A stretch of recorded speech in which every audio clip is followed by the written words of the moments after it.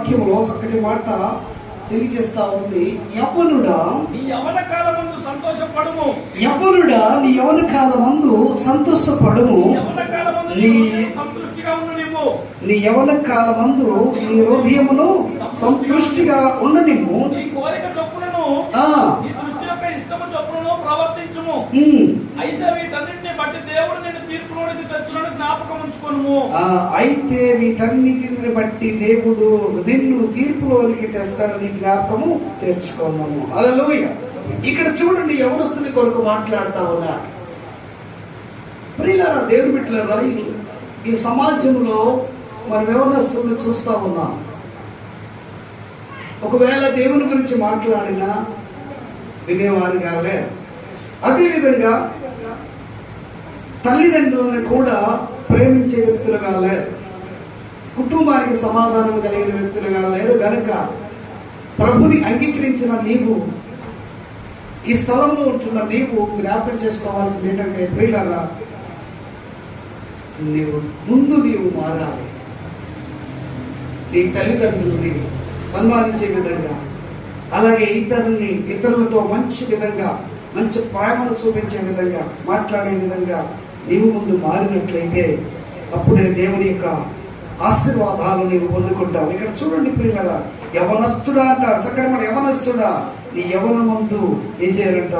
సంతోషంగా ఉండంటున్నాడు. చక్కగా ఉండు, మాట్లాడు. కానీ ఒక తీర్పు ఉంది. ఆ తీర్పులో నీవు రాకముందే నీవేం చేయమంటున్నాడు? ముందుగా నీవు మార్పులోనికి రా, రక్షణలోనికి రా, మారు మనసులోనికి రా అని చక్కగా దేవుడు నిన్ను బలపరుస్తున్నాడు. ప్రియులారా, దేవుని బిడ్డలారా, జ్ఞాపకం చేసుకుందాం. దేవుడు నిన్ను పిలిచాడు. నేనెందుకు దేవుని యొక్క సన్నిధిలో ముందుగా పిలిచాడంటే, నీవు మారాలి.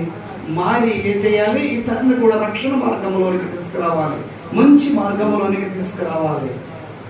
అలా తీసుకొచ్చినప్పుడే ఒక గొప్ప ఆశీర్వాదాన్ని, అదేవిధంగా సమాజంలో ఒక గొప్ప పేరు నేను పొందుకుంటామనే విషయాన్ని మర్చిపోకూడదు. హల్లెలూయా.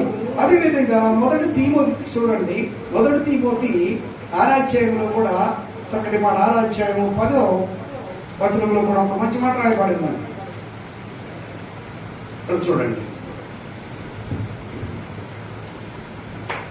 హల్లెలూయా. ఎందుకనగా సమస్తమైన కీడులకు మూలము, ధనాపేక్ష సమస్తమైన కీడులకు మూలము.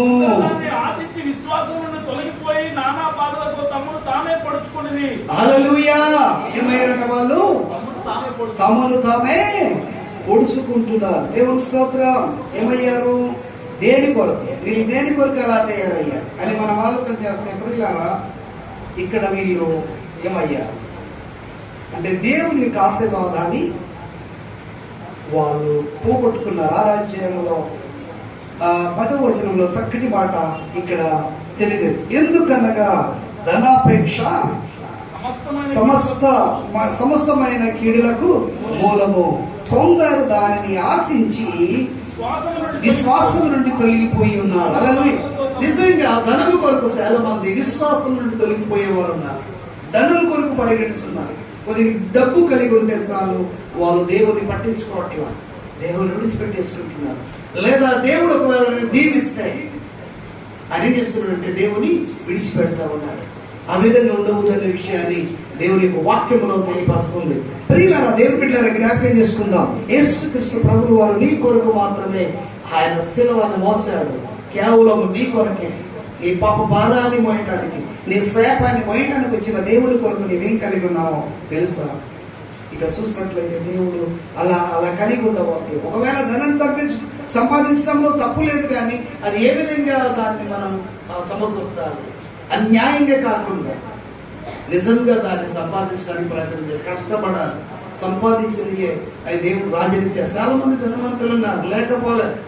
కోట్లు సంపాదించిన వాళ్ళు, లక్షలు సంపాదించిన వాళ్ళు ఉన్నారు, కానీ అదనంగా సంపాదించడానికి ప్రయత్నం చేయాలి. అదనంగా మోసం చేసే విధంగా మనం ప్రయత్నం చేయకూడదు. అలా చేసినట్లయితే దేవుని రాజ్యాన్ని పోగొట్టుకుంటాం. దేవుని యొక్క వాక్యంలోనే ఉందండి, వాని క్రియల చొప్పున వారికి తీర్పున్నదనే విషయాన్ని దేవుడు తెలియజేస్తా ఉన్నాడు. అవునే కదండి? అనుకుంటాం మనం పర్వాలేదు, ఇవాళ అదనంగా నాకు ఇంత వచ్చేసాయి, అదనంగా ఇంత నేను అతన్ని మోసం చేసేసాను, అదనంగా అతని దగ్గర నేను దుబ్బుకున్నానంటే ప్రియులారా, ఏదో ఒక రోజు దేవుని దగ్గర లెక్క ఒప్పగించవలసిన సమయం ఒకటి ఉందనే విషయాన్ని మర్చిపోకూడదు. హల్లెలూయా. ప్రియులారా, దేవుని బిడ్డలారా, జ్ఞాపకం చేసుకుందాం. ఈ మధ్యాహ్న కాల సమయంలో పరిశుద్ధాత్మ దేవుడు ఆ విధంగా నిన్ను కోరుకుంటున్నాడు. చాలా జాగ్రత్తగా మార్పులోనికి రావాలి, రక్షణలోనికి రావాలి. ఇక్కడ చూడండి, దేవుని యొక్క వాక్యము తీమోతి గురించి ఒక మాట అంటాడు. 20వ వచనంలో చూస్తే, 20వ వచనం చదువు, అదే 20వ వచనంలో కూడా ఒక మాట. ఇక్కడ చూడు, ఓ తీమోతి, నీకు అప్పగించిన దానిని కాపాడి అపవిత్రమైన మట్టి మాటలకు ఆ విషయములో కొందరని కొని విశ్వాస విషయంలో ఏమయ్యారట? తప్పిపోయారు. ఏమయ్యా చెప్పండి? వీళ్ళు నేను జ్ఞానవంతుడు అనుకుంటారు, నాకు తెలుసు, నాకు జ్ఞానం ఉంది, తెలివి ఉంది, తెలివితేటలు ఉన్నాయి అని అనుకుంటాడంటే, కానీ లాస్ట్కి ఈయన ఏమయ్యాడు? వట్టి మాటల ద్వారా పాడైపోయి తన ఆత్మీయమైన జీవితాన్ని పోగొట్టుకుంటాడు, తన ఆత్మీయమైన ఫలాలని పోగొట్టుకుంటాడు, ఆశీర్వాదాలను పోగొట్టుకుంటాడు. అనేకుల మధ్య ఏం చేయబడతాడు? దూసుకు పాలవుతాడు. అనేకులు అతన్ని ఏలం చేస్తారు, అతని ఆత్మీయ తండ్రి గురించి ఇప్పుడు దాకా అన్నగారు చెప్పారు కదా. అలాగే ప్రియుల ఆత్మీయ తండ్రి అయిన వాడు గతించినప్పుడు దానికి ఎప్పుడైతే లోబడి ఉంటామో, లోబడి దాని ప్రకారంగా నడవడానికి ప్రయత్నం చేస్తామో, అట్టి వారి కుటుంబము గొప్ప మేలుతో ఉంటారు. దేవుని స్తోత్రం. హల్లెలూయా. ప్రియులారా, దేవుని బిడ్డలారా, నీ కుటుంబాన్ని ఏ విధంగా కట్టాలి, నీ కుటుంబాన్ని ఏ విధంగా నడిపించాలని మనం ఆలోచన చేస్తే, ప్రార్థన కలిగిన వారే, దేవుని కొరకు ప్రార్థనలాడేవారు.